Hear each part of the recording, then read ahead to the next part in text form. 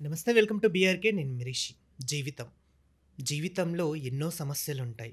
జీవితంలో ఎన్నో ఒడిదుడుకులు గూడా ఉంటాయి. కష్టాలు, సుఖాలు, సంతోషాలు వీటన్నిటికీ కేర్ ఆఫ్ అడ్జస్ట్ జీవితం. సో, ఈ జీవితంలో కొంతమంది ఏంటంటే ఎన్నో సమస్యల వల్ల స్పాట్ డెసిషన్స్ తీసుకొని సూసైడ్‌లు చేసుకుంటూ ఉంటారు. ఇక నాకు ఈ జీవితం వద్దు అని జెప్పేసి ఎంతోమంది సఫర్ అయ్యి వాళ్ళు కూడా ఎంతోమంది ఉంటారు. అసలు ప్రతి మనిషితో చెప్పుకోవాలంటే కూడా కొంతమందికి ఇంకోలా షేమ్‌గా ఫీల్ అవుతూ ఉంటారు. ఇలాంటి వారికి అలాంటి డెసిషన్స్ ఎందుకు తీసుకుంటారు? అసలు ఆ డెసిషన్స్ తీసుకోవడానికి గల కారణాలేంటి? వీటన్నిటి గురించి తెలియజేయడానికి మనతో పాటున్నారు senior counsellor, life coach Moganti Durgaprasad గారు. వారిని అడిగి మిగతా విషయాలు తెలుసుకుందాం. నమస్తే సార్. నమస్కారం రిషితేజ. రైట్.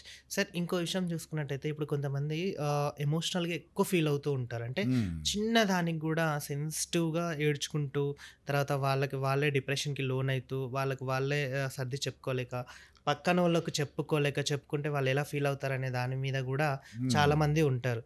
అలాంటి వారికి మీరిచ్చే సజెషన్స్ ఏంటి? చిన్న చిన్న సజెషన్‌లో నిజంగానే హ్మ్. అసలా అంటే తన టీచరు ఫర్ ఎగ్జాంపుల్ స్టూడెంట్స్ ఉన్నారనుకో, స్టూడెంట్స్‌కి ఎందుకు ఉత్తితంగా మార్కులు పోయినాయని, 95 మార్కులు వచ్చినాయి, 5 మార్కులు పోయినాయని ఏడుస్తుంటారు. అంటే అమ్మా నాన్నలు తిడతారేమో అని. హ్మ్. లేదంటే వాళ్ళు కొంతమంది స్టూడెంట్స్ ఉంటారు. నా హ్యాండ్ రైటింగ్ చిన్న ప్రాజెక్ట్ వర్క్ ఇచ్చారు. ఇస్తే సరిగ్గా రావట్లేదని చెప్పి ఏడ్చేస్తుంటారు. లేదంటే ఎదుటి వాళ్ళు బాగా పాడారు, హ్మ్. ఎదుటి వాళ్ళు అందంగా ఉన్నారు, నేను అందంగా లేను అని, అంటే లేని దాని గురించి ఆలోచిస్తుంటారమ్మా. వీళ్ళకి ఏముందని ఆలోచించట్లా. హ్మ్. వీళ్ళకి ఉన్నదాన్ని మర్చిపోతున్నారు వీళ్ళు. వీళ్ళ అవతలోళ్ళకి లేనిది మా ఎవరో చెప్తారనమాట. ఆ ఇంటి ఎదురుండే వాళ్ళు అబ్బాయి ఎంత చూడు ఎంత హాయిగా ఉన్నారో అనుకుంటారు. కారు ఉంది, ఇల్లు ఉంది అనుకుంటారు. అసలు వాళ్ళకి ఏం ప్రాబ్లమ్స్ ఉన్నాయి, ఏ ఆరోగ్య సమస్యలు ఉన్నాయో.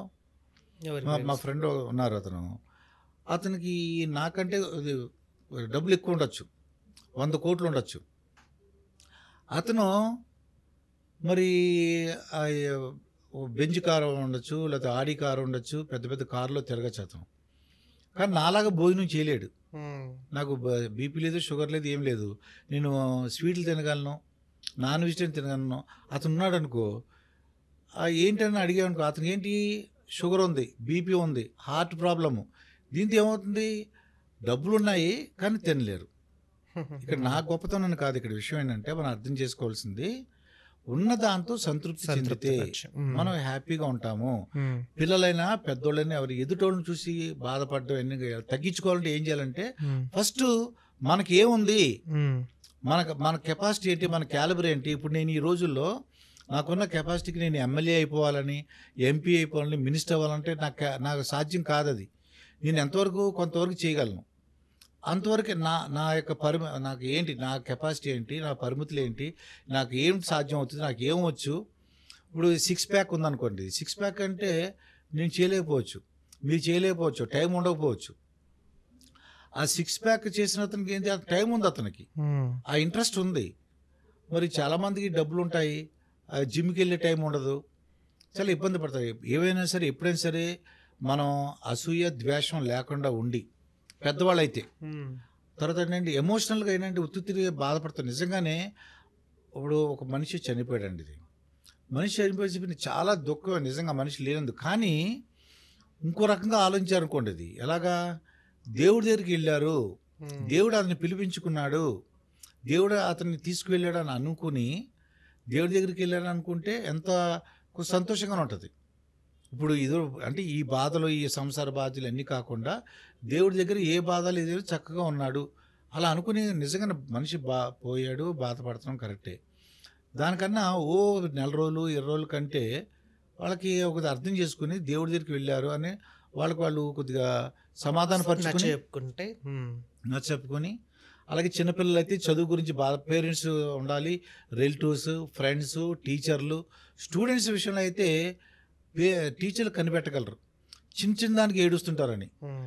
వెంటనే ఇవ్వండి, నా హ్యాండ్ రైటింగ్ బాగాలేదు, నా పక్క వాళ్ళ హ్యాండ్ రైటింగ్ బాగుంది, నీకేం పర్లేదమ్మా, ఆ హ్యాండ్ రైటింగ్ అయితే నీ హ్యాండ్ రైటింగ్ కూడా బాగుంది, హ్మ్. ఆ బ్యాగ్ వాళ్ళకు ఉంది నాకు లేదు, లేకపోతే నీ బ్యాగ్ కూడా చాలా బాగుంది, నాకే ఎందుకు జరిగింది. చాలామంది ఏంటంటే నాకే ఎందుకు జరిగిందని అవును. ఏడుస్తుంటారండి, కృషించిపోతుంటారు. ఎవరికి అంటే ఆ ప్రతి ఒళ్ళకి కష్టం ఉంటుంది, నీకు చెప్పట్లేదు. నాకే ఎందుకు జరిగిందని బాధపడే కంటే, దీని నుంచి నేను ఏం నేర్చుకోగలను, ఏం ఆ! నేర్చుకుంటాను? అది ఇప్పుడు ఇది జరిగింది ఏదో ఒక విషాద ఘటన జరిగింది. దీని నుంచి నేను ఎందుకు జరిగింది? ఏం జరిగింది? దీని నుంచి నేను ఏం నేర్చుకున్నాను? దీని నుంచి ఒక అని ఆలోచించి ఇది ఏదైనా మన మంచిగా అనుకుని, దీని నుంచి పరిష్కార మార్గం ఏమైనా ఉందా? నాకే జరిగింది కరెక్ట్ చిన్న ఇబ్బంది ఏర్పడింది. ఆ ఆ ఇబ్బంది నుంచి బయటపడే సమస్య ఎలాగా ఆలోచన రావాలి. హ్మ్. చాలామంది ఏంటి కృంగి కృషించిపోయి అలా ఉంటారు. దాని నుంచి బయటపడాలన్నమాట ఇది. సింపుల్ ఏంటంటే అయిపోయిన దాని గురించి ఆలోచించకుండా దాని సొల్యూషన్ ఏంటంటే సరే జరిగింది జరిగింది. ఇప్పుడు ఏం చేస్తే బావుంటది? దీని పరిష్కార మార్గం ఏంటి? ఇగో ఈ డబ్బులు ఇంత అప్పు అయింది. ఎలా తీర్చగలం? లేదంటే అవ్వదా? అదిగో వాళ్ళ దగ్గర ఇగో ఎవరైతే అప్పు ఇచ్చారో ఇగో నా పరిస్థితి ఇది. హ్మ్. నాకున్న ఇది అని చెప్పి నేను మీ దగ్గర ₹1,00,000 తీసుకున్నాను. కానీ నష్టం వచ్చింది. ఇగో మీ దగ్గర ఇంతకన్నా ఎక్కువ ఇవ్వలేను. లేకపోతే ఈ ఇంట్రెస్ట్ ఇవ్వలేను. నేను ఇది ఇవ్వగలను. అలా చెప్పాలి అది. ఆర్థికపరంగా. మార్కులు రావట్లేదు. మా స్టూడెంట్ మార్కులు రాకపోతే ఎందుకి ప్రాబ్లము? అంటే ఫండమెంటల్స్ రావా? హ్యాండ్ రైటింగా? మర్చిపోతున్నాడా? ఏంటి ఇంకేదైనా ప్రాబ్లమ్? Whatever it is. ఆ పేరెంట్స్ గానీ, టీచర్లు ఆళ్ళు కనిపెట్టాలి. ఆ భార్యాభర్తల గొడవలు. భార్యాభర్తల గొడవలైతే తెలిసిన వాళ్ళు ఉంటారు. వీళ్ళు ఇద్దరి మాట ఎవరికి వాళ్ళకి ఏంటంటే గొప్ప అనమాట ఇది. ఒక్కసారి అవతలతను అంటే వైఫ్ అయినా, హస్బెండ్ అయినా అవతల వాళ్ళు ఏం చెప్తున్నారు మన అని ఒక్కసారి ఆలోచిస్తే అవతల వాళ్ళు చెప్పింది మంచిదనుకోండి ఫాలో అవుతాం. నువ్వు చెప్పేది ఏంటి అనుకోకుండా ఇద్దరిలో నువ్వు చెప్పేది అని కాకుండా నువ్వేం చెప్పావు, హస్బెండ్ ఏం చెప్పాడు, వైఫ్ ఏం చెప్పింది, అది మనకైనా ఉపయోగపడుతున్న ఒక్కసారి ఆలోచిస్తే భార్య కానీ భర్త కానీ ఫ్రెండ్స్ కానీ ఎవరైనా సరే అసలు అవతల వాళ్ళు చెప్పింది మనకైనా ఉపయోగపడుతుందా? నాకు ఇష్టం లేదండి. అప్పుడు ఏం చేయాలి? హస్బెండ్ కానీ లేదంటే వైఫ్ కానీ ఏమంటే మీరు ఇది చెప్పారు కానీ దీనివల్ల ఇది సమస్య ఉంది ఇది అని వాళ్ళు ఎక్స్ప్లెయిన్ చేయగలిగారు అనుకుంటుంది. ఏదో ఇక్కడి నుంచి మనం ఫర్ ఎగ్జాంపుల్ ఇక్కడి నుంచి మనం విశాఖపట్నం ట్రైన్లో వెళ్దామని అనుకున్నాం. ట్రైన్లో అనుకున్న ప్రపోజ్ చేశాడు హస్బెండ్. ఫ్లైట్ వెళ్ళిపోదని వైఫ్ అంది. వైఫ్. అంటే ఇది ఇలా ఇక్కడి నుంచి విజయవాడ వెళ్ళాలి. విజయవాడ వెళ్ళాలంటే ఫ్లైట్కి ఎంత అంటే హైదరాబాద్ నుంచి for example 4 hours. 1 hour journey, 1 hour ముందు వెళ్ళాలి. మళ్ళీ అక్కడ దిగిన తర్వాత మళ్ళీ అక్కడికి వెళ్ళడం 1 అవర్. ఇప్పుడు కొత్తగా వందే భారత్ అని వచ్చింది. ఇతను వైఫ్ ఏమంటే ఫ్లైట్ అని చెప్పింది. హస్బెండ్ చెప్పాడు వందే భారత్ కొత్తగా వచ్చింది, 4 అవర్స్లో వెళ్ళిపోతున్నాం మనం, ఫ్లైట్తో సమానంగా ఉంది, రేట్ తక్కువ, కొద్దిగా మనకు బాగుంటుంది అని అన్నాను అనుకోండి. ఇది ఇద్దరు డిస్కస్ చేసుకోవాలి. అవును ఇది తెలియని కొత్తగా ఉంది. 1 అవర్ వెళ్ళటం జర్నీ, అక్కడ వెయిట్ చేయడం, వెళ్ళటం 1 అవర్, 1 అవర్ ముందు వెళ్ళాలి, 40 మినిట్స్ జర్నీ, మళ్ళీ బయట నుంచి రావటం, ఇవన్నీ చూస్తే అదే టైం పడుతుంది. ఒక 1 అవర్ అంత డిఫరెన్స్ వస్తుంది. మరి నాకు ఒక ట్రైన్ ఉంది చక్కగా ఉంది దాంట్లోకి వెళ్దాం. ఎప్పుడైనా సరే మనం కూర్చుని మాట్లాడుకుంటే ఏదైనా పరిష్కార మార్గం దొరుకుతుంది. ఇప్పుడు తెలుగు రాష్ట్రాల్లో గొడవలు ఉంది. ఏది వాటర్ ప్రాబ్లం ఉంది. వాటర్ చాలా సమస్యలు ఉన్నాయి. ఇద్దరు ముఖ్యమంత్రులు కూర్చుని మాట్లాడుకున్నారు అనుకోండి. ఇది రాజకీయంగా అవుతుంది. ఎవరైతే ప్రతిపక్షంలో ఉన్న వాళ్ళు ఏదో కొద్దిగా ఇబ్బంది పెడతారు. కానీ ఇద్దరు కూర్చుని మాట్లాడుకుంటే చాలా సమస్యలు సాల్వ్ అయిపోతాయి. పరిష్కార మార్గం ఉంటుంది.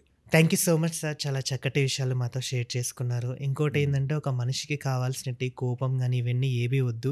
శాంతంగా ప్రశాంతంగా ఆలోచిస్తే కూడా ప్రతి మనిషి ఒక సక్సెస్ఫుల్గా అవుతారు అనే దానికి మీరు మంచి నిర్వచనం కూడా మంచి ఎగ్జాంపుల్స్తో చెప్పారు. Thank you so much sir. ఇలాంటి అమూల్యమైన విషయాలు మాతో షేర్ చేసుకున్నందుకు మా ఛానల్ తరపు నుంచి మీకు ప్రత్యేకంగా ధన్యవాదాలు తెలుపుతున్నాం సార్. నమస్కారం. ఓకే, చూశారు కదా. మీకు కూడా ఇలాంటి సమస్యలు ఏదైనా ఉంటే సార్ని సంప్రదించండి. ఎందుకంటే మీ జీవితం మీ చేతుల్లో ఉంటుంది కాబట్టి ఇలాంటిది మళ్ళీ మీరు తెచ్చుకోకుండా ప్రయత్నం చేయండి. అప్పటి వరకు చూస్తూనే ఉండండి బీఆర్కే.